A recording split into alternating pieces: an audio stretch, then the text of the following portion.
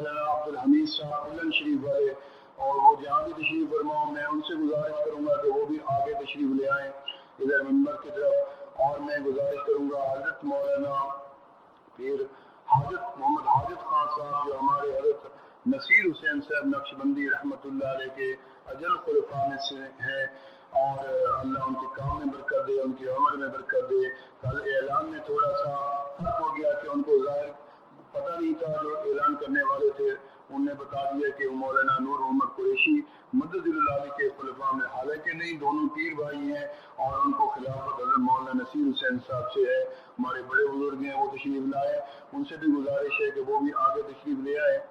اور اس کے بعد ہمارے حضرت خاکوانی صاحب مدد اللہ علی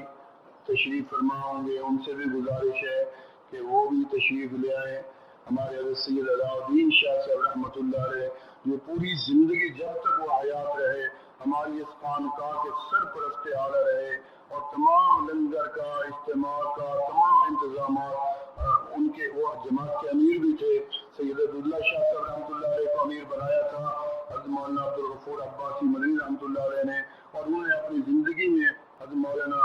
سید علاء الدین شاہ صاحب رحمۃ اللہ علیہ کو پھر امیر منتخب فرما دیا تھا، تو وہ یہاں تشریف لاتے تھے۔ مجھے یاد ہے آخری عمر میں بہت ضعیف تھے، بڑے ہی کمزور ہو کے تشریف لائے، تو حضرت نے فرمایا کہ مجھے اس سے اور بڑی خوشی کیا ہوگی کہ میں اسی راستے پہ چلا جاؤں اللہ کے پاس، مسکین پور کے راستے میں اللہ کے پاس چلا جاؤں۔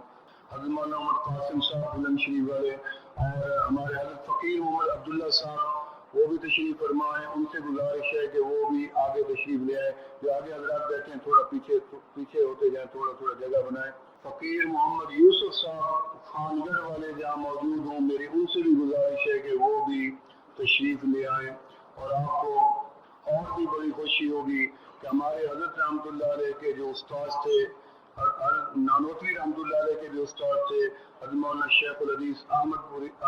سہارنپوری رحمۃ اللہ علیہ، شیخ الحدیث مولانا احمد علی صاحب سہارنپوری رحمۃ اللہ علیہ، ان کے خاندان کے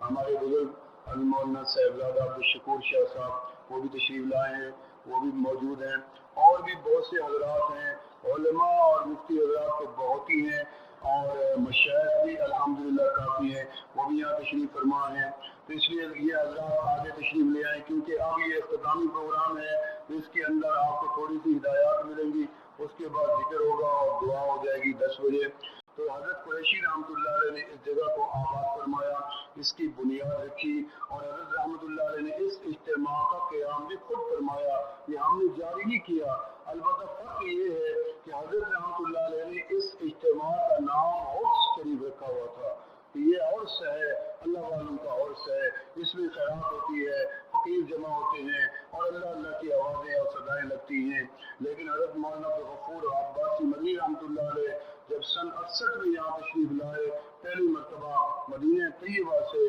تو حضرت نے آ کے فرمایا کہ اب جو عرس ہیں اس کے اندر میلے کا تصور آ گیا ہے، اس میں گانے بجانے اور خرافات شامل ہو گئے ہیں، لہذا ہمارا جو اصلی طریقہ تھا عرس منعقد کرنے کا، اس کی پہچان تھوڑی